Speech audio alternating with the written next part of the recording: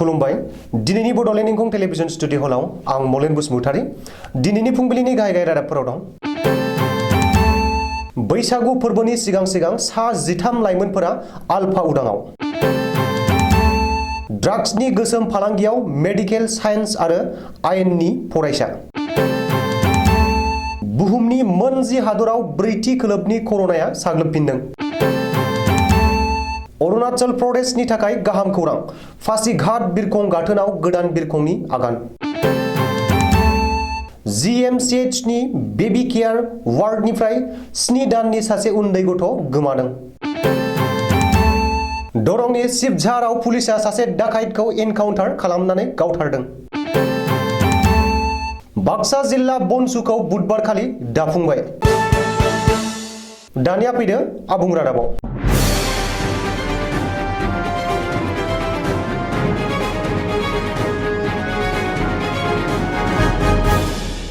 रायजोआव सोलिगासिनो दं आलफा उदाङाव हाबफैनायनि दोहौ।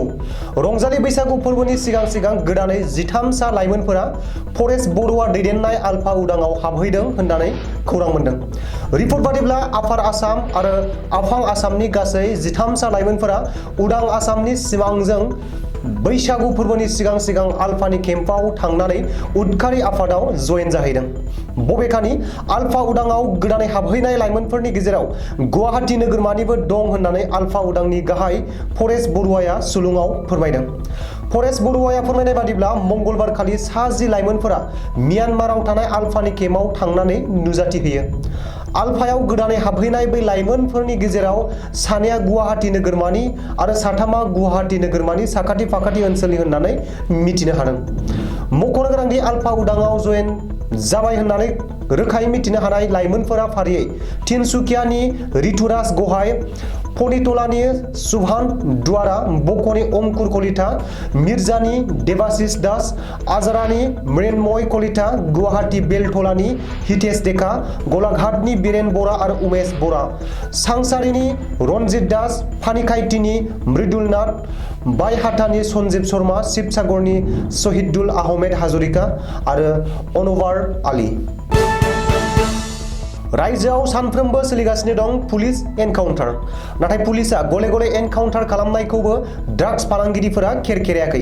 रायजोनि खना खनला ड्राग्सनि गोसोम फालांगिया सोलिगासिनो आरो समाज बेरेखा हाबाफोरा जाफ्लेगासिनो। रिपर्ट बादिब्ला मैया गुवाहाटी नोगोरमानि माखासे ओनसोलाव ड्राग्सनि हेंथायै अपारेशन खालामना पुलिसा सासे फालांगिरिखौ हमनो हायो। हमजानाय ड्राग्स फालांगिरिनि सिमान लानाय बादियै हराव फिन अपारेशन खालामना गुवाहाटी नोगोरमायाव गुबुन 3 ड्राग्स फालांगिरिफोरखौ पुलिसा हमनो हायो। हमजानाय ड्राग्स फालांगिरिफोरखौ बिहारनि राहुल खाराव, साउकुसिनि ऋतिक सिंह आरो रङियानि जितुमनि कलिता होननानै सिनायथिनो हादों। नोजोर होनो गोनां बाथ्राया बेसोदि साथामबो ड्राग्स फालांगिरिया गोजौ सोलोंथाइ गोनां। राहुल खारावआ मेडिकेल साइन्सनि फरायसा आरो जितुमनि कलिताया आयेननि फरायसा। रिपर्ट बादिब्ला जितुमनि कलितानि भारा न'आव पुलिसा सिग्रोमनानै 9 पेकेट ड्राग्स आरो गं 20 खालि प्लास्टिक कन्टेनार बोखांनो हायो। गुबुन फारसे राहुल खाराव आरो ऋतिक सिंहनिफ्राय पुलिसा पेकेटसे ड्राग्स मोनदों। बबेखानि 32,000 रांजों लोगोसे पुलिसा जब्द खालामनो हानाय ड्राग्सनि लिरथाया 132 ग्राम आरो बेनि बेसेना 20 लाखनिबो बांसिन जागोन होननानै पुलिसा सुलुङाव फोरमायदों।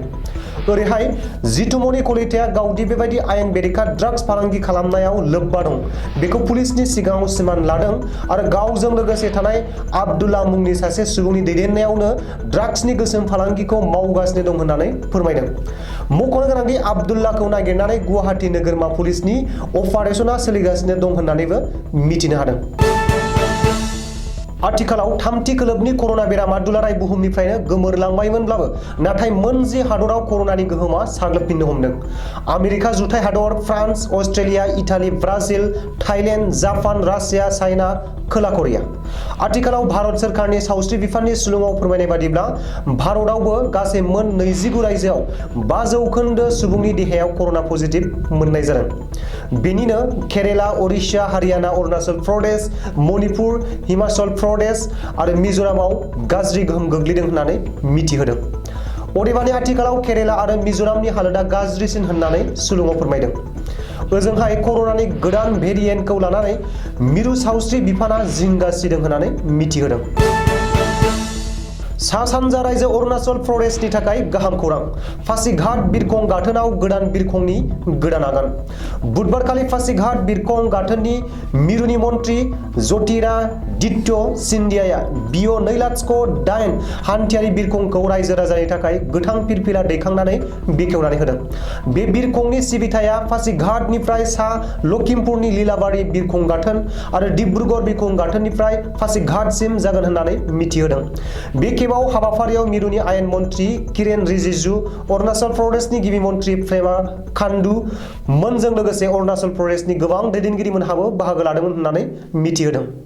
बे बेखेवनाय हाबाफारियावनो मिरुनि मन्त्रि ज्योतिरादित्य सिन्धियाया बुंदों दि अरुणाचल प्रदेशनि रायजो राजानि थाखाय आरोबाव गाहाम खौरां फैगासिनो दं। बोसोरनैनि गेजेरावनो तेजु आरो रयिंआव गोदानै बिरखं गाथोन बानायनाय खामानिया जोबहैगोन। अब्लानो अरुणाचल प्रदेशनि रायजो राजाया दाबसे जायगानिफ्राय गुबुन दाबसे जायगासिम गोरलैयैनो खम समनि गेजेराव हान्थिनो एबा थांलाय फैलाय खालामनो हागोन। गुवाहाटी मेडिकेल कलेज आरो हस्पिटालनि बेबी केयार वार्डनि 68 नं बेडनिफ्राय 7 दाननि सासे उन्दै गथ' गोमानाया आथिखालाव बयखौबो सोमोनांहोदों। सुलुङाव फोरमायनाय बादिब्ला कामरुप ग्राम्य जिल्लानि हाजोनि थागिबि जरासे बिसि फिसाया गावसोरनि उन्दै गथ' प्रियम कलिताखौ थांनाय 24 मार्च 2022 निफ्रायनो किडनि नोरजियाखौ फाहामथाय होनो थाखाय एडमिट खालामदोंमोन। मंगलबार खालि मोनायाव गथ'आ जोबोर गाबदोंमोन।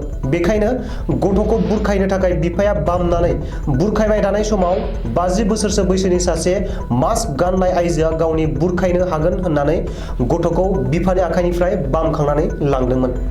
दसे समनि उनाव बिफाया गावबो उन्दुलांदोंमोन होननानै मिथिहोदों। बे खाबुखौ लानानै आइजोआ गथ'खौ लांखोमादों होननानै मिथिहोदों।